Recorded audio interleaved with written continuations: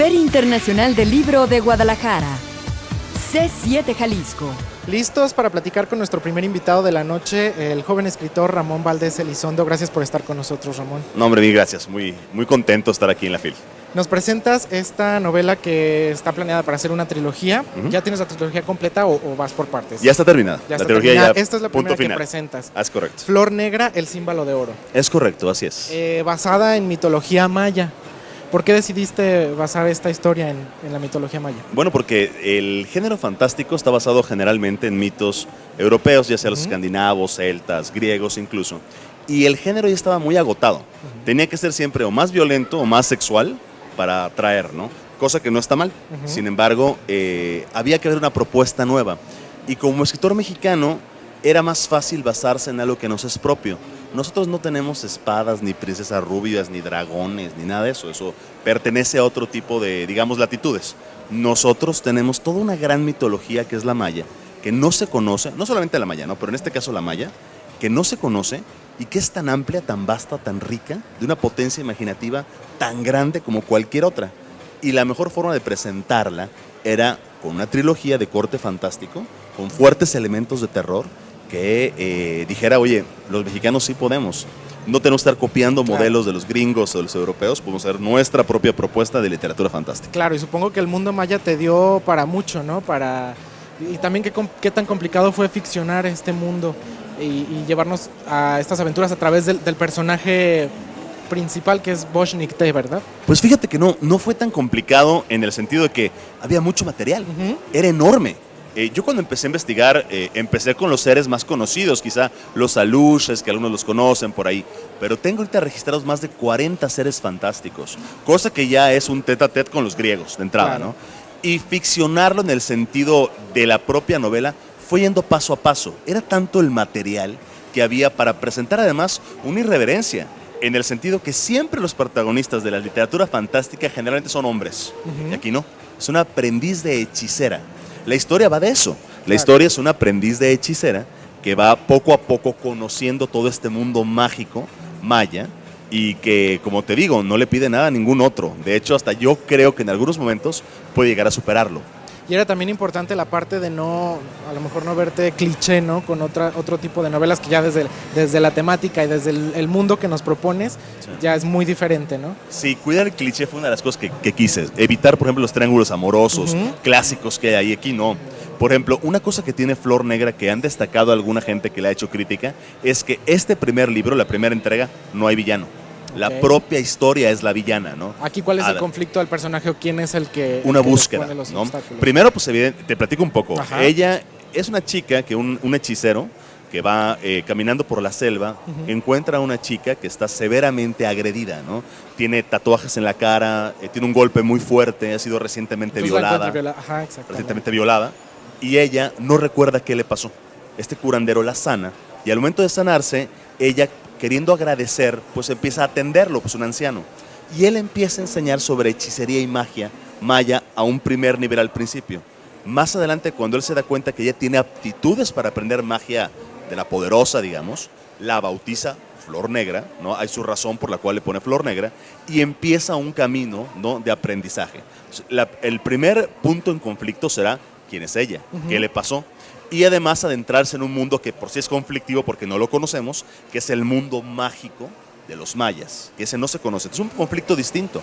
Y la segunda parte del libro es una aventura a Xibalbá. Xibalbá es el inframundo de los mayas. Entonces, per se, ahí los seres fantásticos que habitan el inframundo, todos son un conflicto porque todos quieren acabar con ella, ¿no? Entonces, ella tiene que hacer un viaje, una travesía a este inframundo para cumplir con una promesa que le hace a su maestro, que es recuperar una reliquia sagrada que es el símbolo de oro. Pues sin duda todo un mundo, todo un escenario fantástico, ¿no? Y una manera diferente también de acercarnos a esta civilización y de conocerla, pues a través de la ficción, ¿no? Así es. Yo quiero preguntarte también, esto va dirigido principalmente a jóvenes lectores, ¿no? Pues fíjate que no sé, no sabría contestarte por eso. lo general ellos son los que consumen este tipo de lectura, ¿no? Lo que los atrae. Dicen que en nuestro país casi no leemos, los índices de lectura son muy distintos comparados a países como Alemania, como Finlandia, pero de acuerdo a tu experiencia, ¿por qué crees que a los jóvenes les encanta tanto y leer libros grandes, libros gruesos? Sí, Aquí luego. hemos visto filas enormes de jóvenes esperando para... Y libros densos, ¿no? Ajá. También. Pues yo creo que hay un fenómeno, la recuperación de la imaginación. Yo creo que hay un momento donde la saturación de la televisión y de la pantalla ha llegado a un tope en donde los jóvenes necesitan algo nuevo. Y no hay mejor director de cine, ni mejor director de escena, ni mejor director de casting que tu propia mente. Y los libros te permiten eso.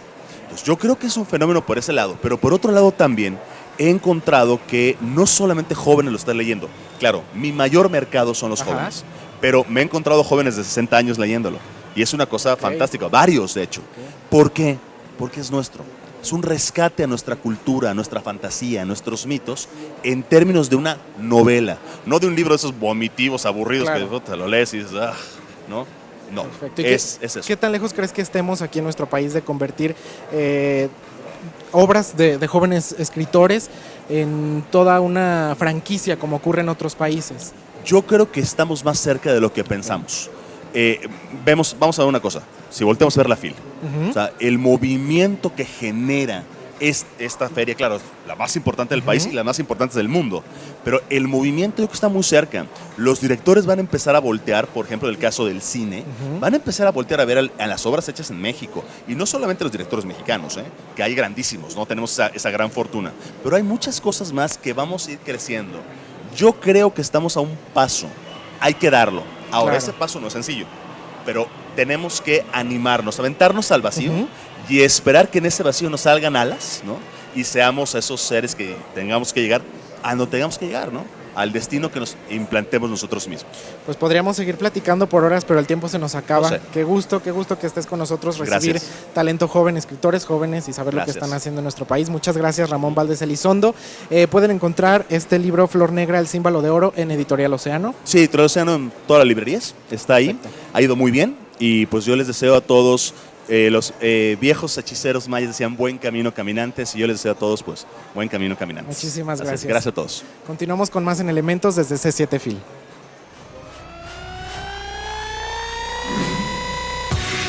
Feria Internacional del Libro de Guadalajara. C7 Jalisco.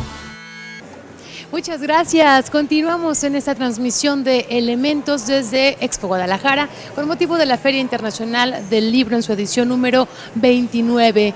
Y es momento de tocar temas que tienen que ver con la educación, con la tecnología. Y justamente para hablarnos al respecto nos acompaña esta noche Fernando Valenzuela. Él es director de National Geographic Learning, quien está presente en esta feria para presentar cuáles son los avances, las tendencias que se aportan al sistema de educación tecnológica. ¿Cómo está? Bienvenido, buenas noches. Muchísimas gracias, muy contento, gracias. Gracias por estar aquí. Quisiera iniciar con esta pregunta. ¿Cuál es el papel actual que tiene la tecnología en los sistemas de aprendizaje?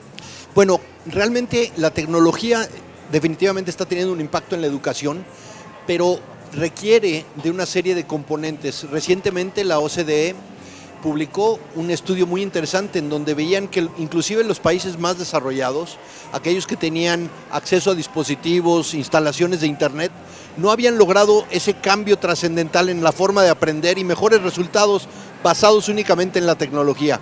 Y eso coincide mucho con la ruta que hemos tenido nosotros, cerca de 4 años, promoviendo que para que la tecnología realmente impacte positivamente la educación, hay que transformar los roles, el del estudiante, el del profesor, y crear un esquema de aprendizaje mucho más flexible, mucho más libre.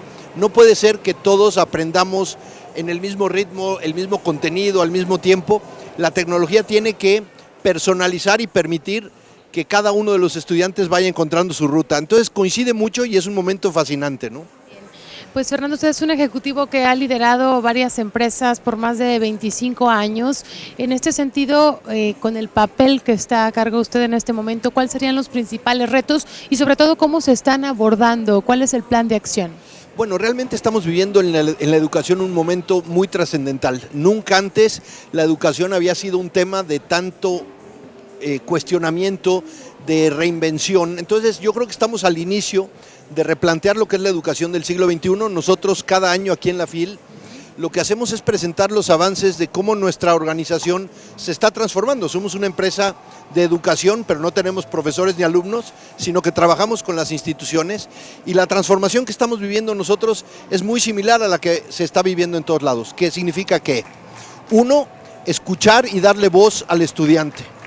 2, cambiar el rol del profesor para ya no ser el dueño del contenido, el que más sabe, inclusive el que más sabe de tecnología, sino curar una experiencia de aprendizaje, convertirse en un curador como el que existe en un museo o existe en una galería, y a través de esa transformación integrar la tecnología. Uno de los temas que estamos haciendo es promover los emprendedores de la educación, jóvenes que realmente creen nuevas formas de aprender, y si te pones a pensar, los jóvenes hoy saliendo de la escuela es donde más experiencia tienen, es donde pueden usar la industria de la educación para transformarla, ¿no? Es decir, se abarcan ya otras aristas, no solamente en la parte cognitiva, sino también en lo psicomotor, que el alumno pueda experimentar estas experiencias y a partir de ahí pues sacar sus propias conclusiones. Sí, realmente la educación del siglo XXI, el estudiante del siglo XXI, nosotros lanzamos hace 3 años esta propuesta de que se parecía al explorador de National Geographic. Claro. Y de ahí logramos una cosa muy interesante. Los estudiantes no tienen que hacer tareas, tienen que tener una misión, tienen que poder explorar. Y esa exploración no la pueden realizar solos, necesitan que el profesor los acompañe, que otros alumnos con la misma pasión se integren, pero sobre todo que tengan algo que los inspire. En el caso de National Geographic, es educación que inspira a cuidar el planeta. Bien, pues queremos darle las gracias por acompañarnos esta noche a Fernando Valenzuela, él es director de National Geographic Learning. Gracias por esta información y ellos también presentes aquí en la FIL Guadalajara. Muchas gracias. Gracias. Continuamos con más de la información. Dentro de los festejos del 45 aniversario del Consejo Nacional para la Ciencia y la Tecnología, se llevó a cabo la presentación del libro Instituciones, Ciencia, Tecnología y Vinculación en el Noroeste de México, que es el resultado de varios años de investigación por parte de especialistas en la materia como son Alba Gámez, Marco Antonio Samaniego, Edith González, Ignacio Rivas, Lourdes Pacheco, Nora Millán y Juan Manuel Romero. Así lo externó la doctora e investigadora Edith González.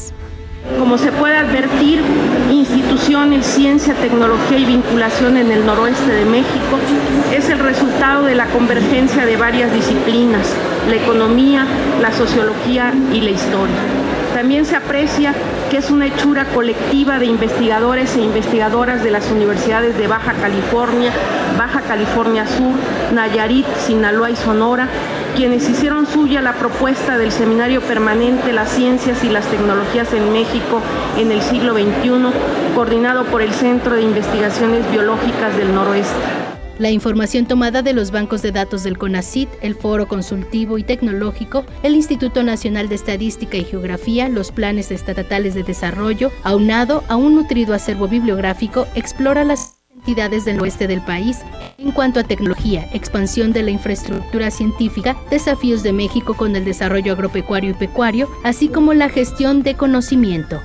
Con imágenes de Rafael Guzmán para C7 FIL, Gloria González. Feria Internacional del Libro de Guadalajara. C7 Jalisco. Bueno, pero cada año en la FIL se premia al mejor stand. Creo que todos se empeñan en tener un diseño atractivo, original. Pues ni qué decir, al lado tenemos el de la Ciudad de México y es muy atractivo, ¿no? Es todo de madera, incluso cuando venimos al set empieza a oler a madera, ¿no? Sí, claro que sí, todos son, la verdad, tienen su creatividad respectivamente, representan distintos pues objetivos y conceptos, y lo interesante de esto es que también son reconocidos. Cada año se hace una selección del mejor stand de todos los que están presentes aquí en la FIL, que son muchísimos, y como bien lo dices, ¿no? No solamente el espacio, pero también presenciarlo, el olor, el ambiente, los colores. Todo el concepto de la editorial en un solo stand. Pues Mabel Anaya recorrió los stands y nos dice cuál fue el mejor de este año. Bueno, vamos a ver. El stand del Consejo Nacional para la Cultura y las Artes fue considerado el mejor espacio editorial en la FIL Guadalajara por su diseño y originalidad. Por la amplitud de sus pasillos y los materiales con los que está elaborado en favor del medio ambiente, este stand fue merecedor del Premio Platino en la Feria Internacional del Libro. El director general de Educal, Gerardo Jaramillo, informó que esta editorial, cuyo contenido en su mayoría es de arte, cultura e historia, muestra este año una renovación en su instalación. Y entre todos, bueno, pues se logró este stand, se renovó del año pasado a ahora. Tratamos de hacerlo muy atractivo, muy abierto, como ustedes ven, y tratar de manejar el ecosistema y tratar de que esto fuera sustentable, que fuera madera, que fuera no invasivo, que cuidáramos el medio ambiente. Entre los asistentes a este stand, originarios de Estados Unidos y Baja California, Angélica Novoa y Luis Castellano, respectivamente, opinaron. Estoy buscando algunos materiales para traer conmigo a las bibliotecas en donde trabajo. Ajá. ¿Dónde trabajas, si se puede saber? Sí, pública? Trabajo en una biblioteca pública en el estado de Oregon, en Estados Unidos. Yo creo que los anaqueles, la cantidad de libros también. ¿Están como en un diseño agradable? Sí, es como puedes más o menos estar pergeñando y ver qué es lo que te interesa. Ajá. ¿Qué libro viene a buscar aquí al Conaculta? No, vengo a curiosear. Ajá, y lo que encuentro algo pues me lo llevo. La tapatía Marina Ruiz dijo: Bueno, yo soy muy de la historia, ¿verdad? Entonces busco cosas de la historia, recetarios, por ejemplo, de los estados. Ahorita preguntaba por la Exilio de Porfirio Díaz, a ver si lo tienen. En la categoría oro, el stand ganador fue el Santillana, en la de bronce la Universidad de Colima, y el espacio de Cataluña-Barcelona fue reconocido en la categoría plata. Con imágenes de Juan José Berlanga, Mabel Anaya Ortega, C7 Fil. Feria Internacional del Libro de Guadalajara. C7 Jalisco. Pues bien merecido este reconocimiento al mejor stand aquí en la Feria Internacional del Libro. Vamos a hacer una pequeña pausa, pero tenemos más invitados, más información. No nos alcanza el tiempo para compartirles todo lo que sucede en esta fiesta de los libros. Charlas y charlas. Y muchas Es una más. maratón literaria, acuérdense. Es un maratón literario, así es. Vamos a una pequeña pausa, pero regresamos con más información aquí a Elementos.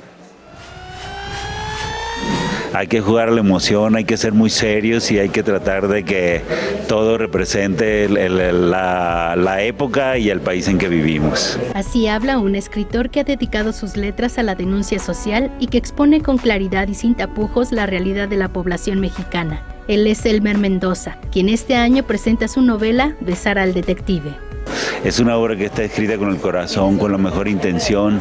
Es una obra que intenta retratar una parte minúscula de México, pero es la parte que es supura, la parte que todos los mexicanos nos deseamos y es la que tiene que ver con los delitos.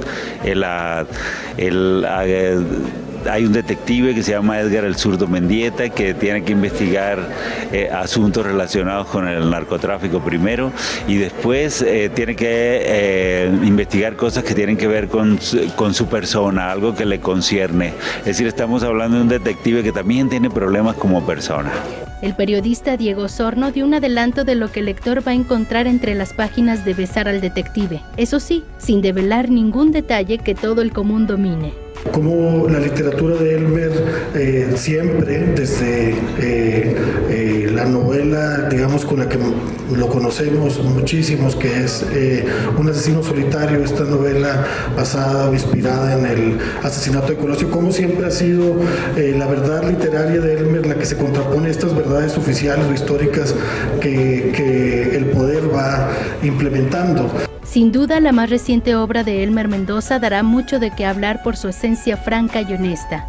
Cuando ocurre la ejecución y desaparición de estudiantes en Ayotzinapa, es que esta idea de que ya México había terminado su guerra al narco, pues era falsa, que era un maquillaje que había construido o que había puesto el gobierno sobre nuestra realidad.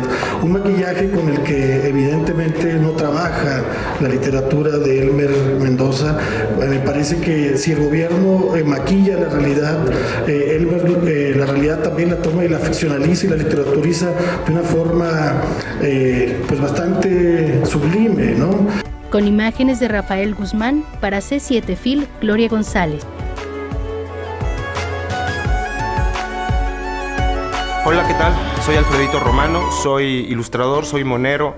La lectura para mí representa algo muy importante, creo que es básico, sobre todo porque es educativo, es imaginativo, fomenta la creatividad, fomenta la imaginación y además nos hace la vida un poco más agradable. Y la verdad, pues leer educa, cultiva y hace crecer a uno como persona.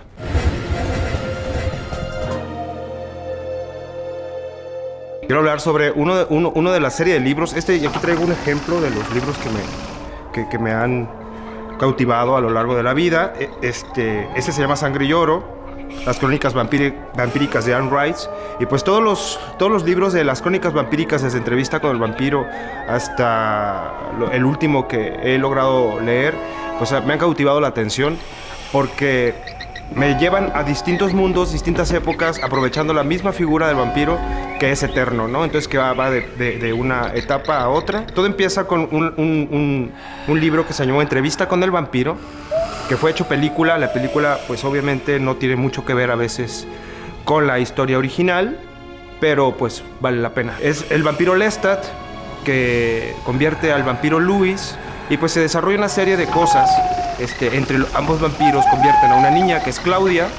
A raíz de sus tres personajes vienen a surgir otros personajes secundarios que poco a poco, conforme va avanzando la trama, van tomando algo de importancia, o tal importancia que incluso fueron merecedores de libros únicos para cada personaje que en un principio fue secundario, ¿no? Se habla de la historia de los vampiros por sí mismo.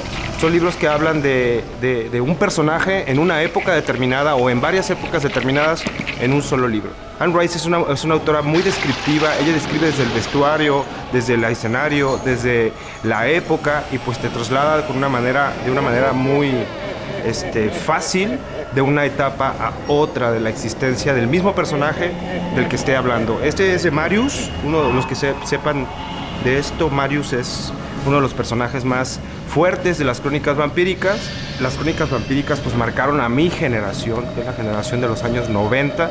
Me encantaría, por ejemplo, que la juventud pudiera diferenciar de los nuevos vampiros del siglo XXI, como ese Twilight, a los verdaderos vampiros que eran en los años 90, que mínimo eran vampiros con sentimientos humanos, que eran vampiros que sufrían, que eran vampiros que tenían crisis existenciales, pero que no necesariamente brillaban por su piel.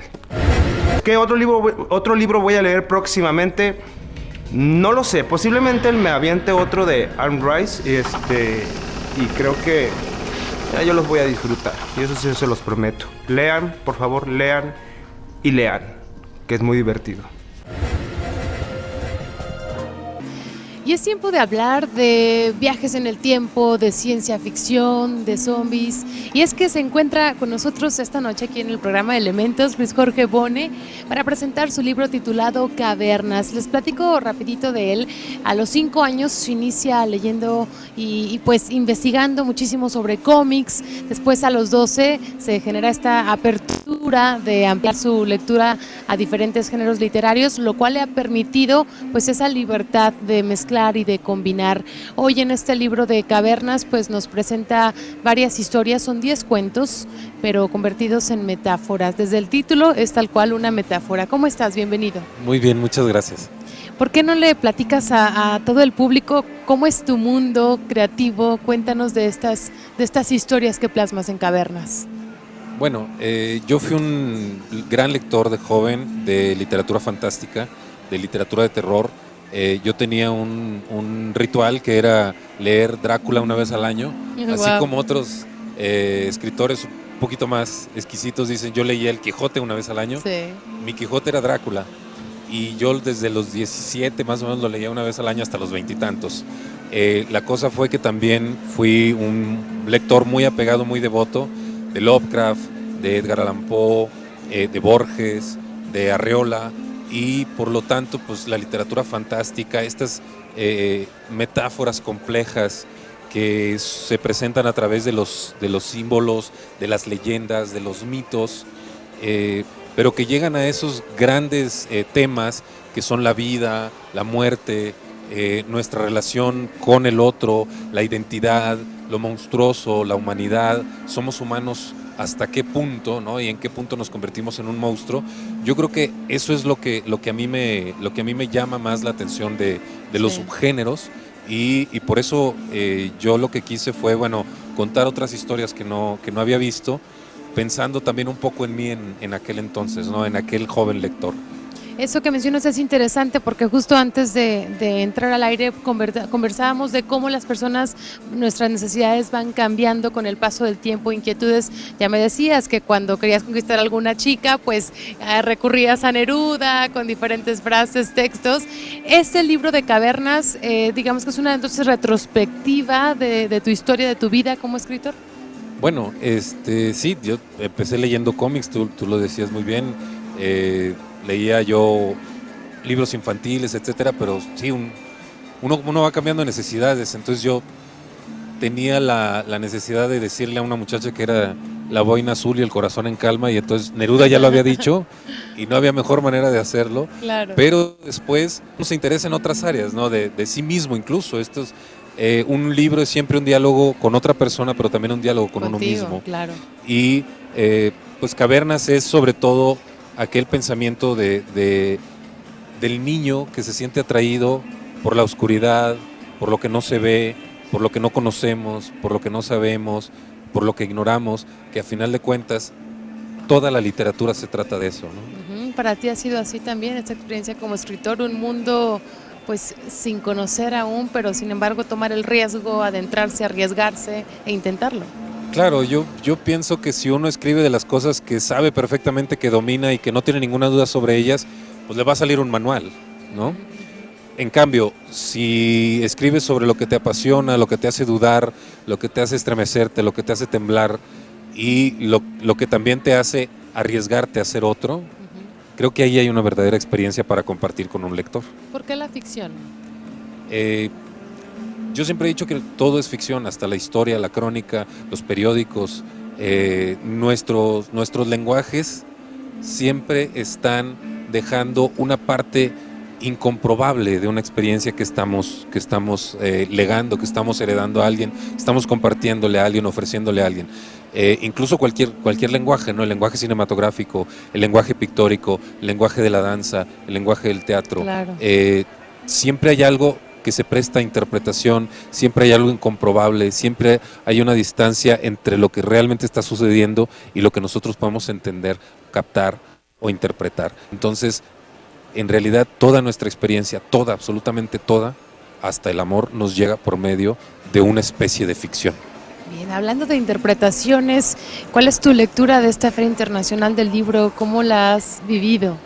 Bueno, yo después de pensarlo un rato, yo creo que esta feria pone de manifiesto un lenguaje, que es el lenguaje de los libros, de la literatura, la lectura. Siempre que le ofrecemos a alguien un lenguaje nuevo, se trata de un acto de amor. Qué bonito. Esta feria entera es un acto de amor. Yo lo interpreto así. O sea, le estamos acercando a lectores un nuevo lenguaje, o nuevas piezas para ese lenguaje, o nuevas formas para acceder a ese lenguaje. Entonces, les estamos dando una nueva herramienta para acercarse a las cosas que los tocan, a las cosas que quieren tocar, a las personas que los conmueven, a las personas que quieren conmover, y entonces, por lo tanto, todos los lenguajes son actos de amor. Que esta feria sea la más grande de Latinoamérica, entonces pues es uno de los actos de amor por el lenguaje literario más grandes del mundo, ¿no? Luis, y en este acto de amor del que hablas, bueno, tú ya fuiste lector, hoy eres escritor, pero me imagino que también te permites buscar libros, autores. Cuéntame, ¿qué has visto, qué has encontrado? Bueno, sí, de hecho yo cada vez que puedo, digo, tengo una hora libre, ahorita vengo, ¿no? ¿Qué te gusta? ¿Qué buscas? Poesía, libros de Anne Carson, me compré un libro de Anne Carson nuevo que me emociona mucho, un libro de Luis Antonio de Villena, que es uno de los grandes poetas amadísimos, un libro de unas entrevistas, unos diálogos, unas charlas con Coetzee sobre relato y psicoanálisis, por qué contamos lo que contamos y de qué nos sirve y en qué nos convierte eso. Pero a mí me encantó. Entonces, pues ensayo, géneros alternos, poesía, novela. En realidad yo soy estándar, le entro a todo. Versátil, Sí. tal cual cuando eras niño, ¿no? Sí, sigo siendo, creo que es una de Sigue mis siendo. aspiraciones, no especializarme y ser así. Bien, pues que eso continúe. Muchísimas gracias a Luis Jorge Bone y su libro Cavernas, ya lo sabe, que por cierto es por la editorial Ediciones Era. Ya lo tienen ahí la información. Gracias por estar con nosotros. Muchas gracias a ti. Continuamos con más.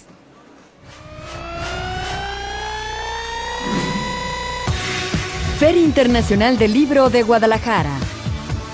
C7 Jalisco. Continuamos transmitiendo desde Expo Guadalajara, Feria Internacional del Libro, invitado de honor Reino Unido, edición número 29. Todo eso, Vero. Todo eso. Y hay que invitar a la gente a que nos visite aquí el set. Aquí tenemos a nuestras muchachas edecanes que los reciben y los saludan. A tus fans. A nuestros fans. Así es, los invitamos a que nos acompañen en este set de medios internacionales. Todos los días, recuerden, emisiones en la mañana de 11 a 12 y por la noche de 8 a 9.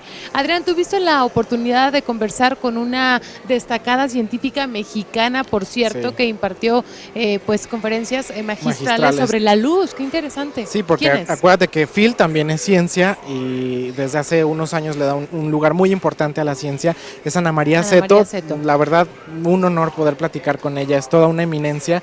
Ha estudiado la luz por años y imagínate, es licenciada, doctora y maestra por la UNAM y doctora por Harvard. ¿Por qué no la escuchamos? ¿Sí es? Vamos a escuchar, a ver qué nos dice.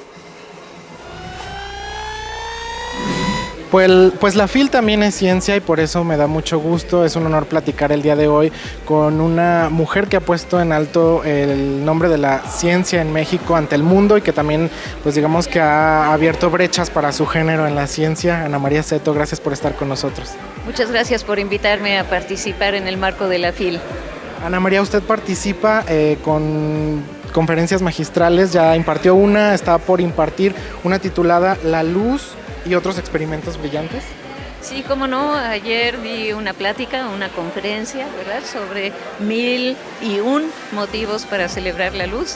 No me dio tiempo para dar los 1001 motivos, pero pues yo vi que sí había interés del público por escuchar cuando menos algunos de esos motivos que los tenemos. Que es importante que se le dé también jugada a la ciencia, ¿no?, en una feria tan importante como esta. ¿Qué opina de este foro? No, pues es fantástico, consideramos nosotros que, pues, qué bueno, más vale tarde que nunca, ¿verdad? Sí, y estamos muy contentos de poder participar, digamos, no como pioneros, porque sí ha habido algo de ciencia ya desde hace algún tiempo, pero ciertamente ocupa un lugar más importante ahora en la feria. Y creo que este es simplemente el comienzo de un proceso que nos va a llevar más lejos hasta el grado en que la ciencia se considere parte integral de la cultura, tanto así como la literatura, como todas las humanidades, ¿verdad?, como las ciencias sociales, etcétera. Todo esto forma parte de la cultura, todo esto nos hace más humanos. A mí me gustaría empezar también por la parte en que tuvo su primer acercamiento a la ciencia. Digamos que el culpable fue su padre, ¿no? Bueno, sí fue el culpable y no le reclamo nada, al contrario. Cuestionamientos que usted quiso. Sí, bueno, es que yo creo que todos los niños cuando pequeños tienen curiosidad por entender cosas y a veces preguntan, y si reciben respuestas que les estimulan el pensamiento, la reflexión, la observación, la experimentación, de ahí surgen más preguntas. Y si esas reciben también respuestas, entonces, bueno, pues se da un fenómeno como de avalancha, ¿no? También puede suceder lo contrario y desgraciadamente sucede mucho que esas primeras preguntas no reciben respuesta o se le dice al niño no seas tonto, ¿verdad? Esas cosas no las vas a entender y con eso se mata su curiosidad y ya no va a seguir preguntando. Entonces la avalancha opera en el sentido opuesto. Y esto la llevó a maestría, doctorado por la UNAM y también es doctorado, maestría en biofísica por Harvard. Maestría, sí, porque no existía la biofísica como tal, no existía en México ciertamente, incluso cuando fui a Harvard para hacer una maestría en biofísica tuve que tomar cursos en muchas escuelas y departamentos diferentes, ¿verdad? Armar mi propio programa con la asesoría de mi tutora y eso fue muy interesante porque me permitió como física incursionar en un terreno que me era inicialmente ajeno pero que resultó muy interesante, así pude entender cómo es que las plantas captan la energía de la luz solar y la transforman en energía química. ¿Y en qué consiste ese proceso desde un punto de vista físico? A mí me pareció apasionante, regresé precisamente a trabajar sobre ello. En ese momento se consideró por, digamos, la oficialidad que no era un problema de prioridad nacional y no hubo más remedio que regresar a la física teórica. ¿Y su pasión y su interés por la luz surgió en este momento o ya estaba desde antes? Siempre ha existido. Desde chica me he hecho preguntas acerca de la luz y de cómo interacciona con la materia. Y sigue siendo ese el objeto principal de mis investigaciones en física, como física teórica.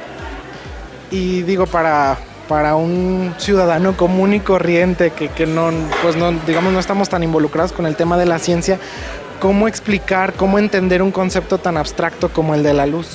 Bueno, sí, la luz es algo muy abstracto, es algo intangible. No lo podemos atrapar, no lo podemos manipular, ¿no? Deshacer, ¿no? Aunque ya se le manipula hoy en día, pero con técnicas bastante sofisticadas, ¿no?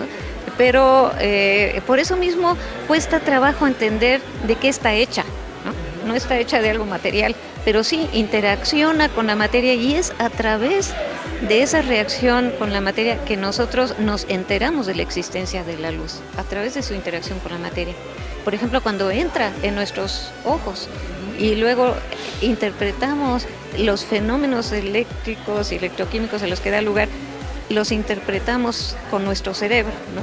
Es todo un proceso muy complejo que empieza con ese fenómeno físico de absorción de la luz por los pigmentos en las células de la retina, pero se convierte finalmente en una señal eléctrica y en una interpretación nuestra de esa señal.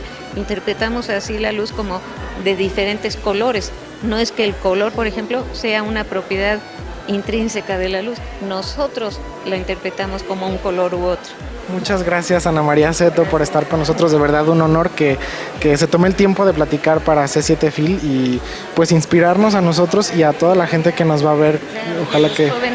A los jóvenes del estado de Jalisco y a los empresarios también, ojalá. Muchas gracias.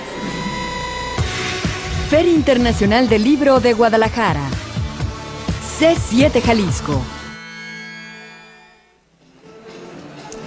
Pues ahí está, Adrián, la FIL es mucho más que libros, es ciencia, es cultura, es todo un mundo de posibilidades. Es lo que platicábamos, ¿no? Somos afortunados de poder platicar con esas personas. A lo mejor, pues no sé, si nos hubiéramos dedicado a otra cosa, no habremos podido platicar con todos estos personajes, ¿no? Y tenerlos tan de cerca y ser unas charlas tan personales. Es de verdad un regalo poder compartir ideas, retroalimentarnos de todos los autores, que cada uno con su mundo tan distinto, claro, pero a la vez buscando esa parte de encontrarse con ellos mismos y también nos hacen, pues, ser como espejo de ellos, que ¿no? Es mucha información, son muchas mentes muy distintas, pero esperemos que podamos hacer llegar toda esta información y todo lo que ellos nos quieren decir a través de sus obras de la manera adecuada, ¿no? Claro, y bueno, qué mejor si tienen la posibilidad de venir aquí a Expo Guadalajara, a conocer, a hojear los libros. Si tiene algún título en particular, seguro aquí lo va a encontrar, y si no lo tiene, pues ahora sí que la variedad es infinita. Así aquí es, en Expo y ya te Guadalajara. pesqué picándole al celular, ¿eh? Sí, aprovecho este momento, Adrián, para invitar a toda la gente a que, bueno, en sus teléfonos inteligentes bajen la aplicación de la FIL, porque ahí pues nos facilita muchísimo poder programar las visitas, todas las actividades, los reconocimientos que se otorgan día con día, presentaciones de libros, firmas de autógrafos, talleres, conciertos. Tiene una opción muy interesante que puedes tú programar el evento que a ti te interesa y te avisa. Te arma tu agenda. 15 minutos antes de que vaya a ser, si andas por aquí, pues ya llegas con tiempo, ¿no? Al evento que quieres asistir. Suena la alarma, sí, minutos antes, y bueno, pues ahí está todo para que ustedes lo puedan aprovechar, esta tecnología que nos ofrece también la FIL. Es momento de despedirnos, Adrián, como siempre ha sido un gusto y un placer. Igualmente, Vero, contigo. tenemos mucha más información el día de mañana, 11 de la mañana y 8 de la noche, y hay más información después de este programa, ¿no? Claro que sí, mañana los invitamos a que vengan a la FIL a partir de las 5 de la tarde. Y los dejamos entonces con nuestra compañera Trini Rodríguez hasta C7 Jalisco en C7 Noticias de verdad.